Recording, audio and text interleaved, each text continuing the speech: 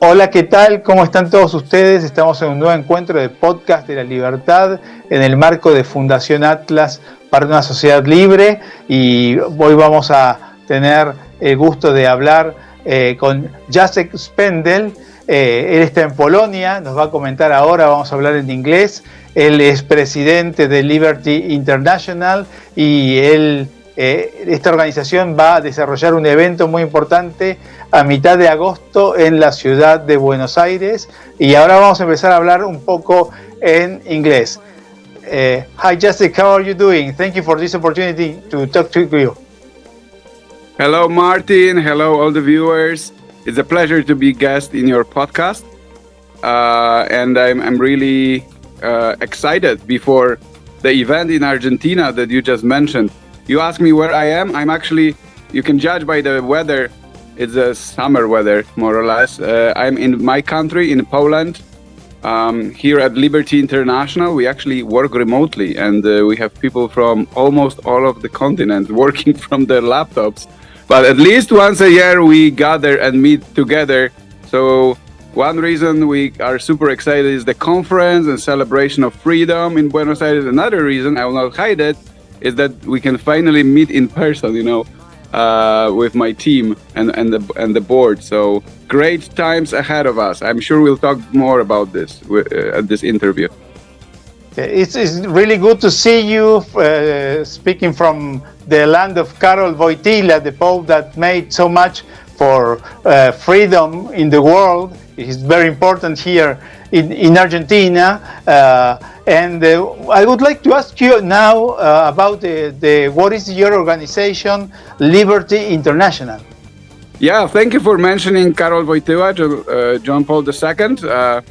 We are very proud of him in Poland, but I'm happy that Argentina also had a Pope. That's also something. And we guys in Poland, we envy you, Argentinians, about your football team, because you have a World Cup, and not just one, you have more of them, and we don't. Our team is not doing so well. But coming back to the organization, I think you asked about Liberty International. It is a quite old organization to be open with you.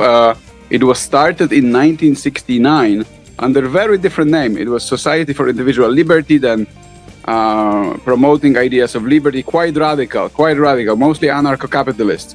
And then in 80s, another organization was formed named Libertarian International, promoting libertarianism abroad, outside of United States mostly. And this organization started the so-called World Conferences. The first one was in 1982 in Zurich, in Switzerland. And a very famous libertarian, some people call him Libertarian Pope, if we already talk about popes, or grandfather of libertarians, Murray Rothbard spoke there. Then in 1989, these two organizations, Society for Individual Liberty and Libertarian International, merged into ISIL, International Society for Individual Liberty, and that's us.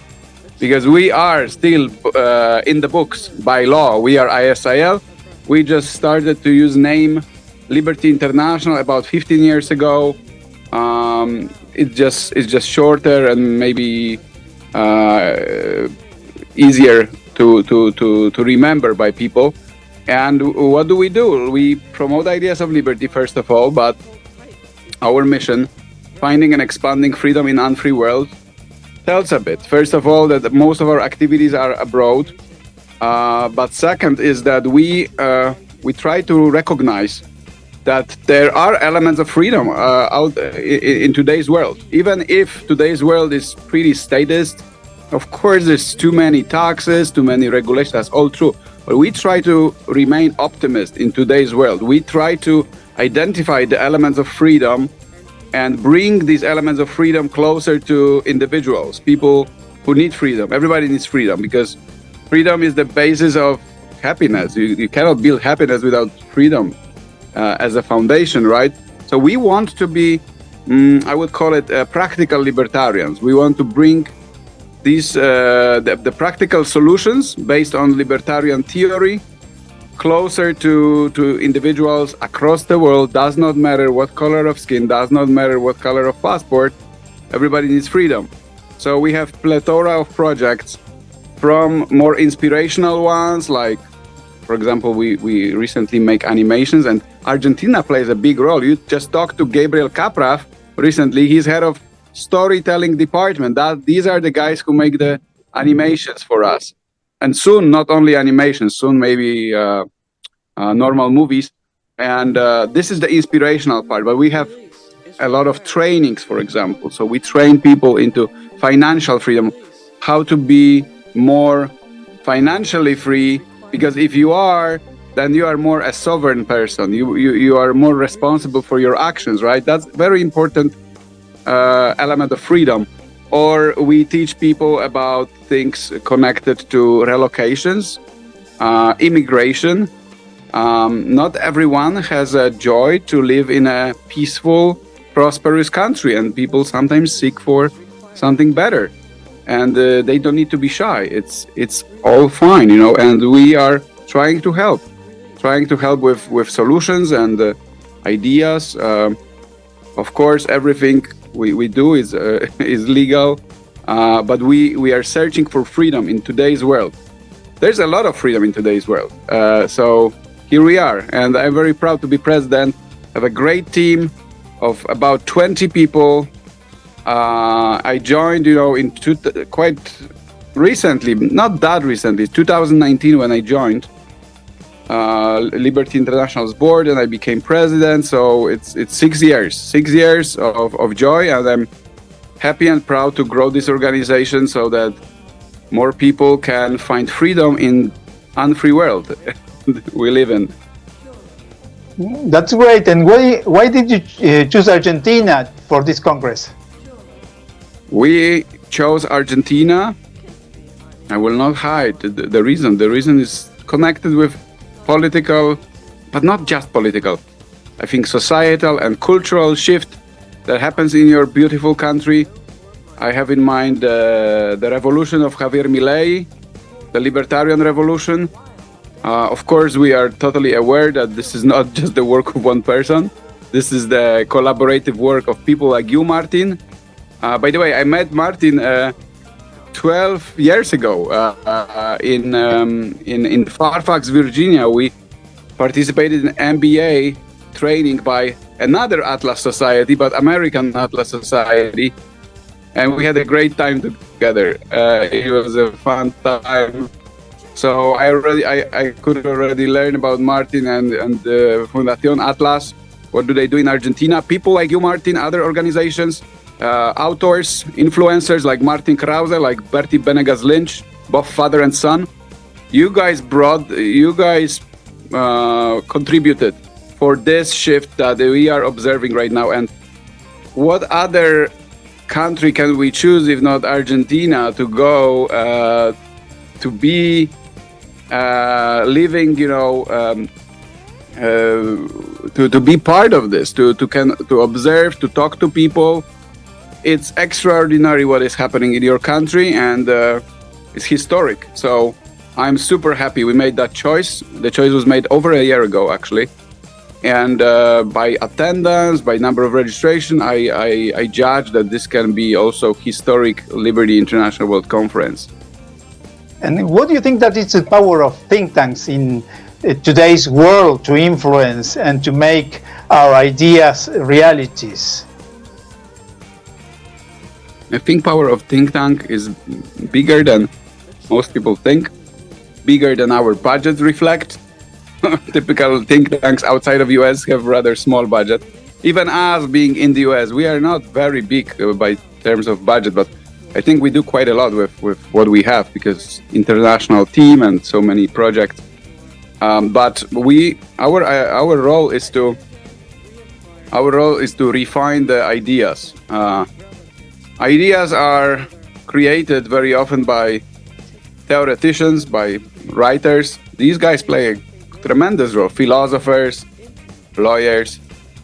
But then somebody needs to take these ideas and refine them so they can either go to society in form of I call it sometimes products. Like if we teach about financial freedom, and we tell people about how they can multiply their wealth using crypto assets, precious metals, other things.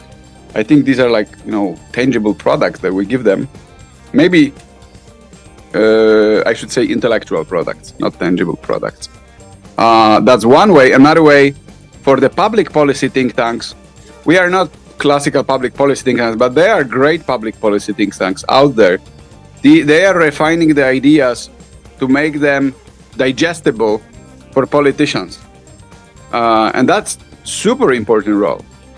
Politicians will not, take a book of Mario Rothbard. They will not take book even of Milton Friedman.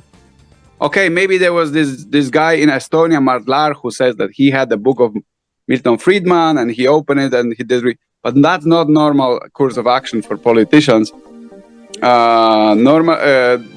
The more popular course of action is that there are consultants, there are lobbyists, there are experts who talk to them and try to explain these ideas based on examples of public policy reforms that can be, hopefully, implemented in a given country.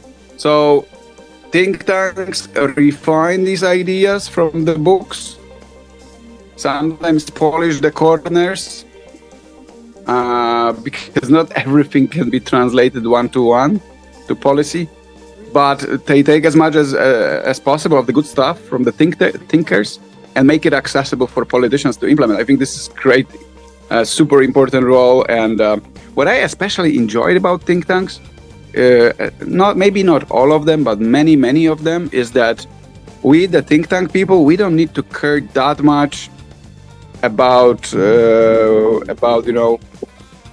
finding compromises. We are not politicians. Politicians, they need to bake these compromises very often.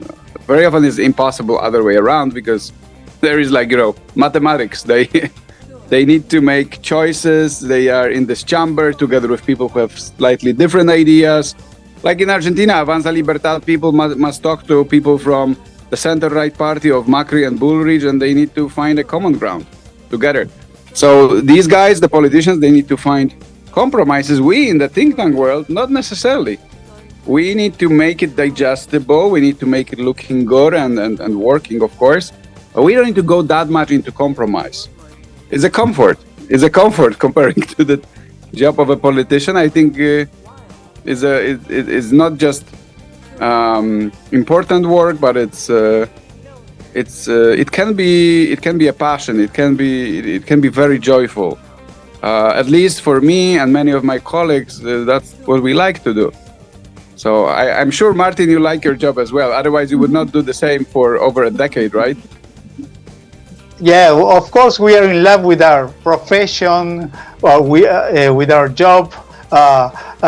We have passion, and I think that this passion is that may change possible in think tanks in our countries and countries in difficult environments.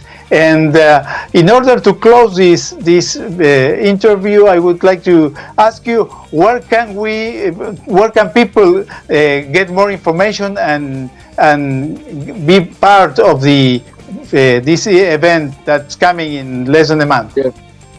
Wonderful, Martin. So to learn more about Liberty International, you go to http://liberty-intl.org, and you learn more about our mission, about our projects. There are many projects. I cannot go through them right now, but I'll tell you about one of them, the World Conference, which was already mentioned.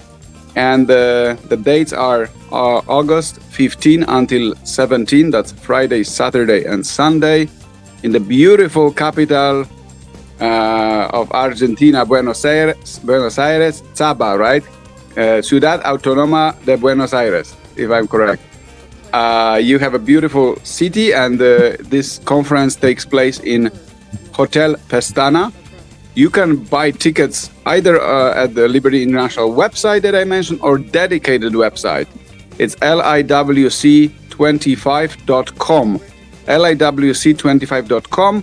And if you don't feel comfy in English, no problem. You click button Espanol, and you can learn everything in Spanish. And this conference is special because the title is Fighting the State from Within. And we will study the big portion of the conference is studying the example of Argentina, how this revolution came into place and how this is unfolding. What is happening in your country? You know what? The whole world is watching Argentina right now. You guys are having really important role right now. You are our powerhouse. You are our lighthouse. That's where we want to go. That's what. If Argentina works, if these reforms work in Argentina, believe me, there will be other countries. We keep our fingers crossed. This conference is to highlight what you do, is to support the freedom effort in Argentina. And again, it is extremely big pleasure to be your guests, and to be part of it. So thank you, Martin, and thank you, Argentinians. Thank you, Jacek, for this opportunity, and see you in a few days here in Buenos Aires. Hasta luego, and happy to see you soon. See you soon. Bye-bye. Cheers.